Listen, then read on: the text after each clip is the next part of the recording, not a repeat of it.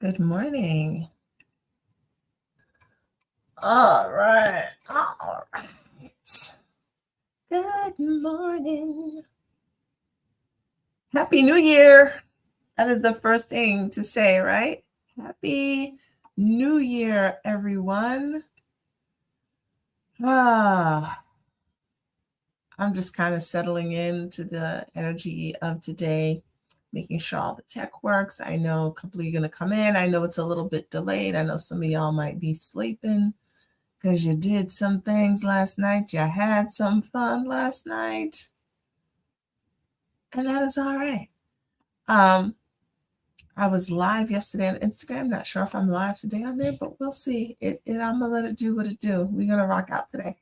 All right, welcome to back. This is, and let me know if my mic is working. Good morning. I'm using a different mic today because I had to plug in my computer. Forgot to charge my laptop. All right. Good morning. Happy New Year. Happy first day of January. Janus, named for the Roman god Janus. Welcome, welcome in, everyone. If you do not know who I am and you stumbled upon this live stream, my name is Devi Maisha. It's Maisha too, but Devi Maisha, and I am the Sensual Energy Alchemist. I am a master life coach, a sacred sexuality teacher, and my work revolves around reconnecting Black women to their freedom, their power, and their sovereignty through sensuality and pleasure. And we are here on day 12 of the 40-Day Prosperity Plan, the Abundance Book. Happy New Year, y'all. The Abundance Book by John Randolph Price. We are on day 12. So we are going into the second set of saying the 10 statements. It's been a wild ride for me already doing this. It generally is when I do this program. All right, but I need to settle in because I feel distracted. So give me a second. I don't like to feel distracted. Like my energy feels distracted. All right. Because I'm actually excited about some of the things that I want to say today. Okay, so let's get to it. So we're doing statement 2 again. For day 12, we're doing statement 2 again. I lift up my mind and heart to be aware, to understand, and to know that the divine presence I am is the source and substance of all my good. I lift up my mind and heart to be aware, to understand, and to know that the divine presence I am is the source and substance of all my good. Now, 2 of the most powerful words people will say are the words I am. When you say I am, it is a declaration of sorts. It is like a statement of fact that is happening. So we don't want to say phrases like I am poor, I am broke. I think all of you who are watching this now kind of get that gist, right? We don't want to do that. I am those things. You want to, I don't want to get deep into creating affirmations today because the affirmations need to be created in a way that your ego can understand it. Otherwise, it'll sabotage it. But you do want to say statements that are true and are also leading you to where you'd like to be. So you can do both at the same time. For instance, I spent many years trying to say like, I am a millionaire. That did not work out very well. Because it actually caused me more stress. Okay. And then it spiraled me down because it wasn't happening fast enough. You know, I watched The Secret, the movie when it came out, and I was like, come on, you know, I'm doing the things. Where's the millions? There's so much more to that, by the way. If you've watched The Secret or read the book, there's so much more to it. They just condensed it into a movie to give you the quick hit points. So I started to change what I said to, I am working on managing my money. I am moving towards abundance. Things like that, because it was true, right? I am a millionaire was a lot. That was a lot, and it was a lie. It was a flat out lie, and I knew it was a lie. I was not a millionaire, and I knew that, right? Because I had, $15 and whatever in the bank. However, I am still, that alone is a powerful statement. I am says I exist. I am here. I am living. I am breathing. Whenever you refer to your money or any abundance in your life, check how you're referring to it and how you're referring to yourself. I can't afford it. Let's remove that, right? It's too expensive. Let's remove that, right? This isn't in my budget right now. That's a truth. It's not in the budget right now. Right now. I can afford it is just a declaration. It's too expensive is just a declaration. And really, honestly, what's too expensive for you is right price for someone else. And you're spending money on something that somebody else is saying that's too expensive for me. So that's relative. So we just want to remove that. We want to open up the language that we're using when we're talking about our abundance and our wealth. I lift up my mind and heart to be aware, to understand, and to know that the divine presence I am is the source and substance of all my good. So I wanted to give some more tools for when cash is low. Like it's just low. Okay. And there's just no getting around the fact that the number in real life, in real time, is not meeting the expectation of the necessity in real life, in real time. Okay. So one of the things that I learned, and I learned this, I took a Mind Valley course, Mind Valley, Vishen, I forget his last name, but Mind Valley has all of these really, I found them to be beneficial courses, and I've taken a few of them, the ones that resonated the most with me, and I found them to be beneficial. Of course, sometimes I'm like, I got to spend this much money to learn about money. But sometimes you do. The course I took was called Money EQ, and it was facilitated by Ken Honda. And one of the beautiful things about it being facilitated by Ken Honda is he is of Asian descent. I believe he's Japanese. And so I learned some things that are cultural for him that resonated with me, that seemed to work. And this may happen in other cultures as well, but unfortunately, due to chattel slavery, I've been kind of cut off from some of my cultural things. So I'm creating new ones. Happy New Year. So one of the things that he taught was how to have your money bring back friends. And I've used this to this day. He taught a few other things as well. So the first is to have your money bring back friends. Whenever you are spending your money for whatever it is, right? You're thankful. He called it arigato, which is how it's said in Japanese, right? You're thankful for the money that is going out, and you invite it to bring friends back. So in essence, your spending isn't money leaving, it's money circulating, which is really what it's meant to be. That is what is meant to happen. It's meant for it to circulate, not leave you and never to be seen again. So whenever you're paying a bill, what I would do is when I was at the grocery store, and I would either swipe my card or use my cash to tell, they tell me the balance. I would send my money in love, and I would say, and bring back 3 times as many friends for us to party with. Like an event. Bring back 3 times as many friends for us to party with.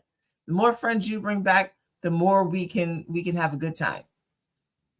And that really did actually shift how I felt when I was spending money. Because when your money feels like it's low, and the cashier gives you a number, and you're like, but I got to get this stuff.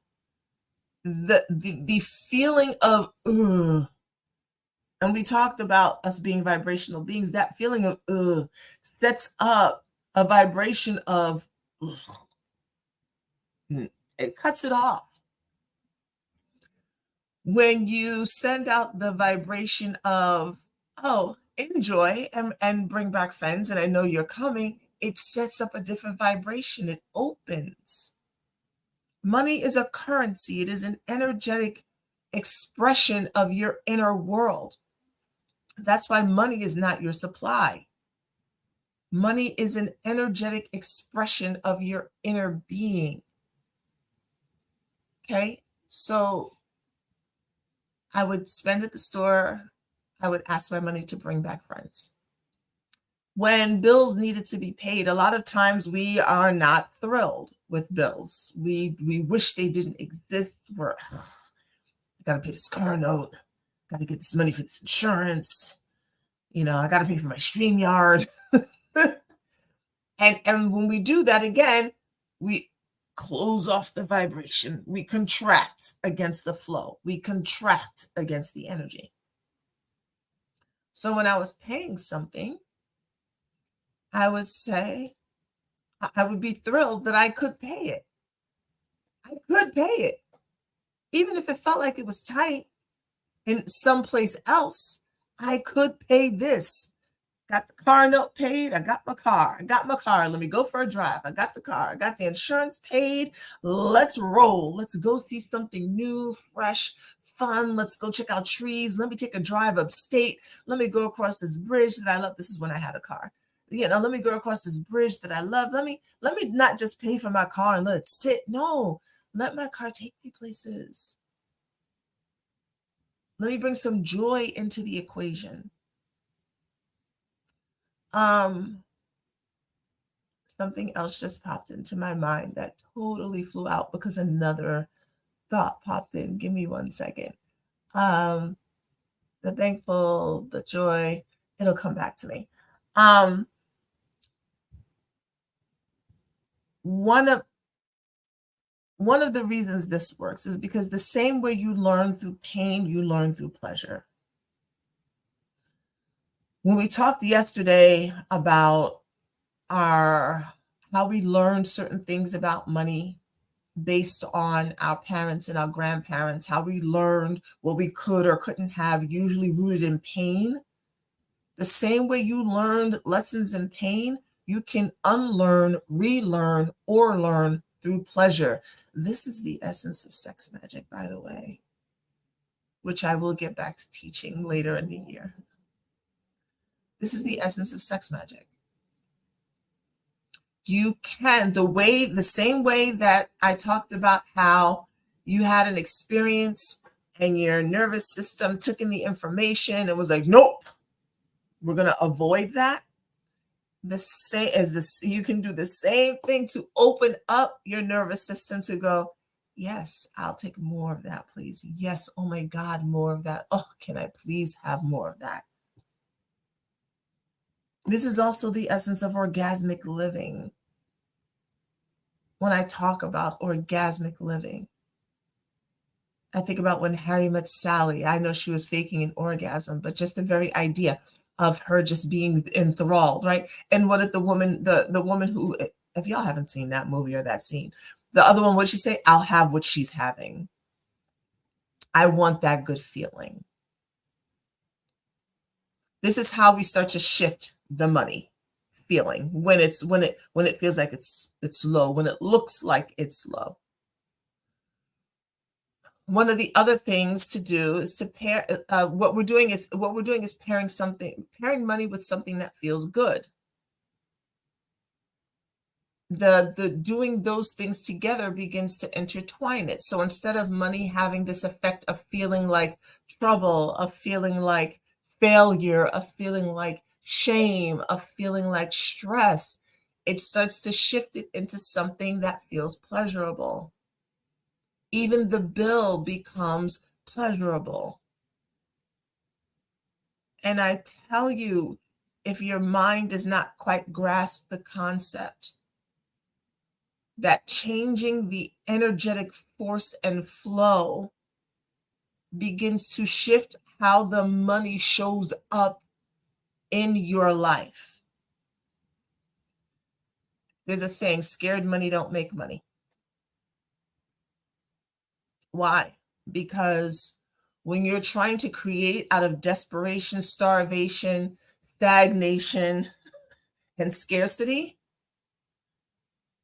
it comes across. I think we've all had an experience of wanting to purchase something and encountering a salesperson who had just felt like they just needed to get your money. And you're like, no.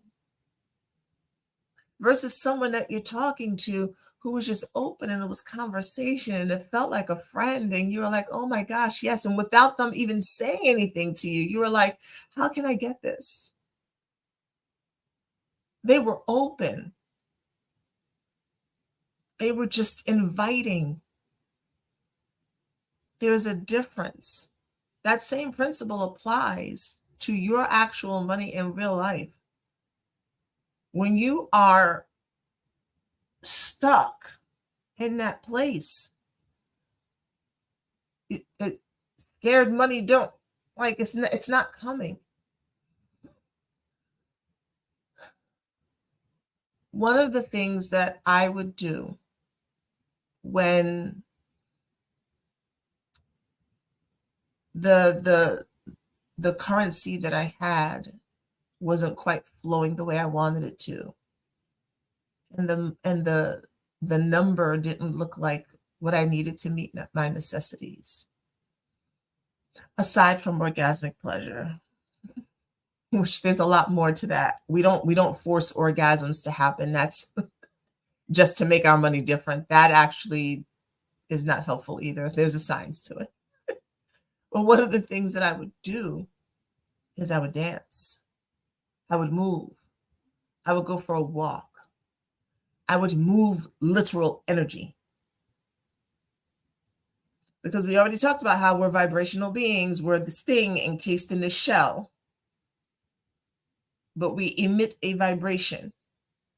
So if I was feeling stagnant and if I was feeling like the stress, I would put on some music immediately. Sometimes it was gospel music. I didn't grow up in the church, but man, gospel music hits. Oh my goodness, it gets a good cry out sometimes. You just can't help but just like get into a mood when you put on, certain songs. It shifts you. And I would find afterwards that I would feel lighter. And then different ideas would come to me. So just to recap before I get into the next one, saying thank you whenever you pay your bills. Thank you, because you can pay it, right? If you have the funds to, you can pay it. Thank you. Got it. Inviting your dollars to bring back friends whenever you spend money. And I still do that to this day. When I spend money, I spend it in joy. Like, look at that. Look at what I'm doing right now. That's going to come back to me so much. I am still that way with my money. I don't spend money begrudgingly. I don't spend money like, oh, I don't really have this. I don't do that at all. No matter how I'm spending it, the tip I'm giving, it is always like, this is a pleasure and a joy to be of service to the energy running through me. It is a pleasure and a joy to be able to tip this person because they are also in service to me and I've just had a good time. It is a pleasure and joy to pay this restaurant bill because they just fed me and the food felt so good to my body, my spirit. It is a pleasure to exchange this for the experience that I was just given. That's what you're doing. You're exchanging. It is a joy for me to go to the store and purchase the food that's going to nourish my body. And even because I'm going to get to that in a minute. So saying, being grateful, not being grateful, saying thank you. I don't like that one. It's like, be grateful you can pay your bills. It kind of has this feeling of you should be grateful for what you got, that many of us were taught. And that didn't feel good to me. So I'm thankful that I can pay my bills. I invite money to bring back friends so that I can spread more joy. Right? I can spread more joy. So I spend, you bring back friends. Right? I move. You can move to when the energy starts to feel low, like when you're looking at the money that's in your accounts and you're feeling some kind of way. That you don't want to avoid it. You want to see it, you recognize it, and now you want to move. You want to shift it. And then there's the creative part. What can I do? What can I do? When money was crunchy and I needed to purchase food, the question became, what can I create? I created some bomb ass meals that my children to this day feel are their favorites based on not having the funds that I would have liked to create the meal that I wanted to make. But what I created out of this infinite mind of abundance are some of the meals that they like the most. Real life example is this thing called cheeseburger pie. So shout out to Bisquick. I would be on message boards with parents, with moms usually, who had lots of kids, and everybody's trying to figure out how they're going to feed their kids. I mean, it's, if you don't know, feeding, I mean, my stepdaughter was like, she was older. Well, she's my daughter. But then the four younger ones were eaten, right? But in totality, I'm figuring out how to feed 7 people. So I'd be on these message boards to learn these things. And one of the things that I came across was Bisquick at the time. And it was this recipe for cheeseburger pie. And it required milk, eggs, Bisquick mix, meat. It was either ground beef. At the time, we were eating ground turkey, onion, cheese, and spices. That was it. And so that was one of the favorite things that I would make. It was quick. It was easy. It was one pot, one pan. And then I would pair it with a salad or a vegetable. Done. I would say, what can I do? Okay, I can get rice. I can get beans. Can I do sour cream? No, but I have spices. Okay, and I would be like, okay, what can I create with this? Okay, I can get tortilla shells, right? Can't do meat, the meat this week, but I can do some peppers. So I ended up making like vegetarian fajitas, burritos, whatever, no meat. They loved it. Sometimes it was just the peppers, sour cream. That's a vegetable. There's peppers in there, right? But they loved that. I would grill it up, season it, throw some beans in there.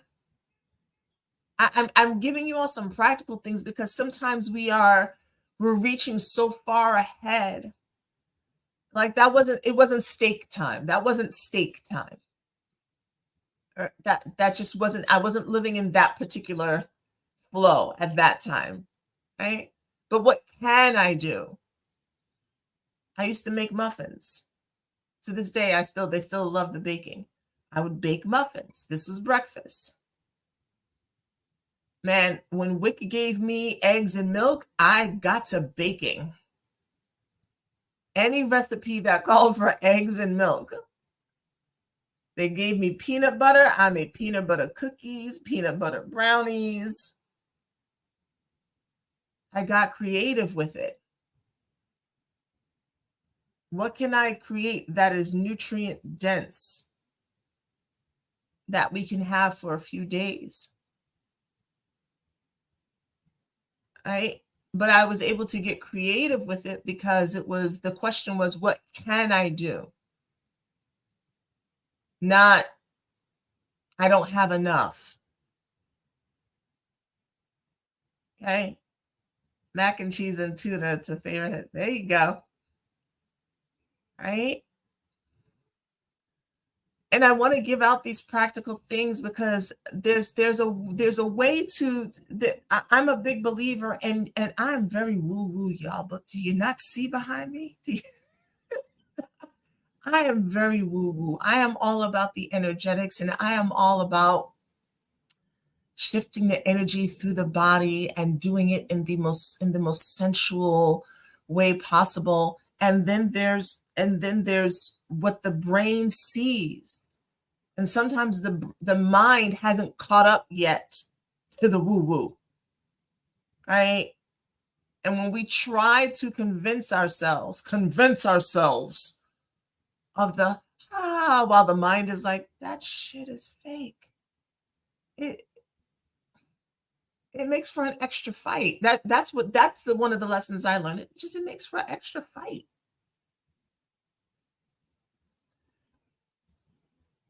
These are the ways to incorporate pleasure into times when the energetic flow has not caught up to your internal work. I said this in the Facebook group last night. When you're doing these types of shifts, any type of shifts in your life, for some people, maybe it's instantaneous. I don't know what their past life was. I don't know what their life lessons are. God bless them. That was not me. It was not I took a course and oh my God, I made six figures. I was not I learned how to utilize this method and voila, that was not me. There are some people that's what happens. My road was a little longer. Sometimes it takes time when you are shifting for the outside to match what's going on inside. You're shifting inside first.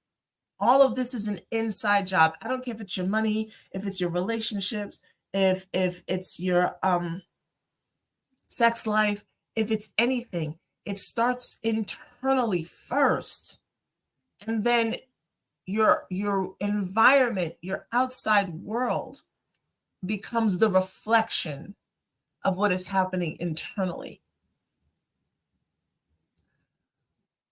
The challenge, and that's why one of the statements it says, like, I keep my mind and thoughts off this world, meaning I keep my mind and thoughts off everything that I'm just seeing externally, because if all I'm looking at is the external, which I did for a very long time, it gives this impression of this isn't working, this isn't working, this isn't working, this isn't working.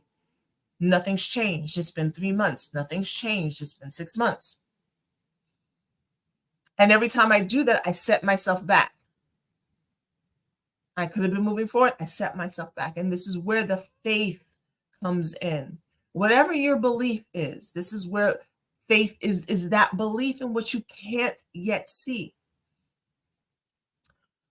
What really helped me with this, I was listening to Les Brown some years ago, and he was talking about bamboo tree and how bamboo trees grow.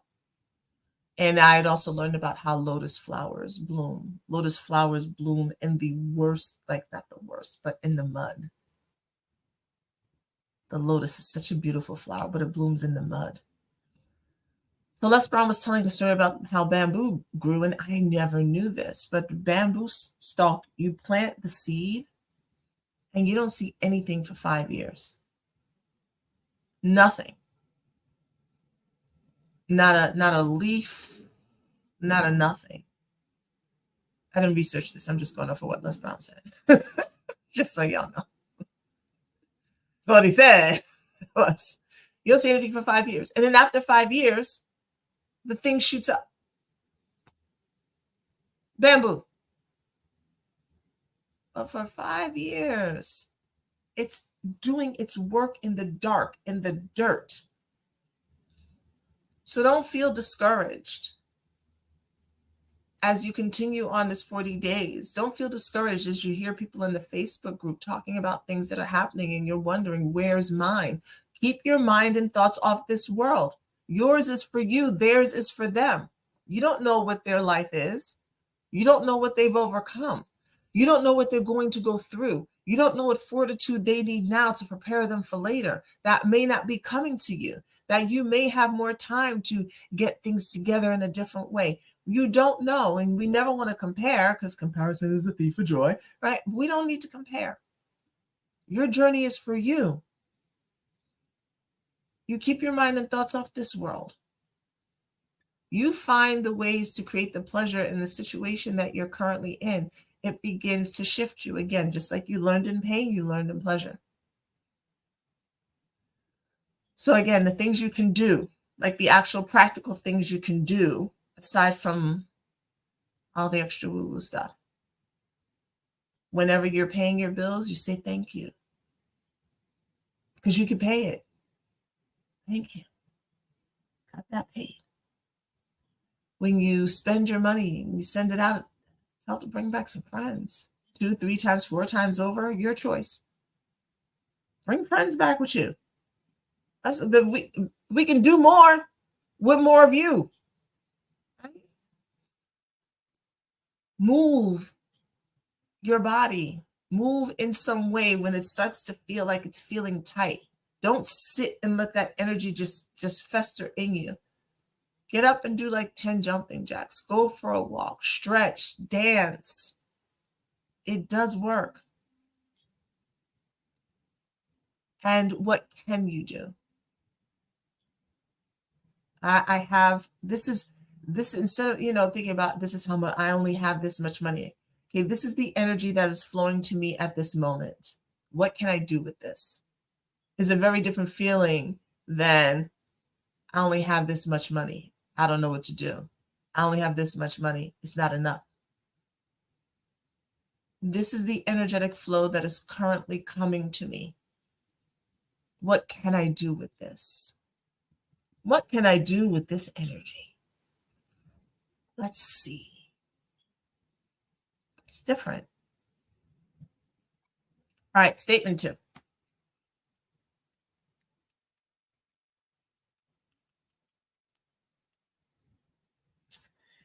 I lift up my mind and heart to be aware, to understand, and to know that the divine presence I am is the source and substance of all my good.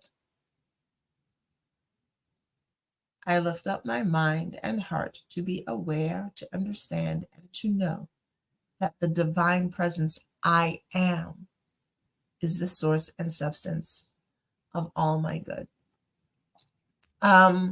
Couple of quick things. I'm going to start making a few announcements because there's some goods coming. If you join me in Black Coffee, Honey, and Grits Live on Saturday, if you want to catch the replay, it is up on our YouTube channel, Black Coffee, Honey, and Grits on YouTube.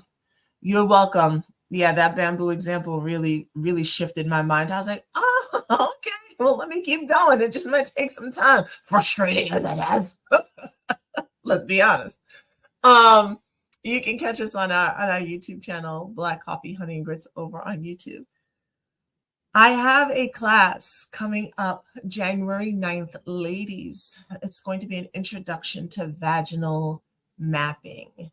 Women are like, what the hell is vaginal mapping? It is a way for you to learn the inside of your vaginal canal as well as the outside of it. It is a way for you to literally get in touch with yourself in a different way. And it is also a way for you to discover where you may be holding on to emotions that no longer serve you. And, in 2024, I'm over the word trauma because it just feels so heavy. I'm still probably going to use it from time to time, but I really would rather refer to it as emotions that no longer serve me. I mean, clearly it had an effect on me. Yes, it did, and I'm not minimizing it. I've been through some things. Um, but the emotions of it are no longer in service to me. That's the truth. I can't get rid of the experience, but I don't want to hold on to its effects. I just don't. And I'm at a place where it's like, okay, time to let this go. I spent a lot of years wanting to hold on to it and carrying for me, carrying the bag of victimhood with me. And that served its purpose for its time. And now I feel the need to like just breathe easy, right? And so I've let a lot of that go. But for women, we do hold a lot of unprocessed emotion in our womb space, in our vaginal canal. And not only does it affect our life, but it affects our mental health, it affects our wealth, it affects how pleasurable sex is. It can be really tight. Yeah, right. We're not relaxed, we're not receptive, we're not open. So I'm doing an introduction. It's an introduction to vaginal mapping so that women can learn how to do it on their own. Very basic information about it. And that will be January 9th at 7 p.m. And that will be for the ladies. And that is of no cost to you, except for your time. Time is expensive. No, time is something you can't get back. So but it's of no monetary cost to you. I will be posting the link for that. Actually, it's if you go to my Instagram or my Facebook, it's already in my link in bio that's there. You can go ahead and register for it now. So that's happening January 9th. There's an event that I'm going to be part of. As soon as I get the details for it, I will pass them along to you all.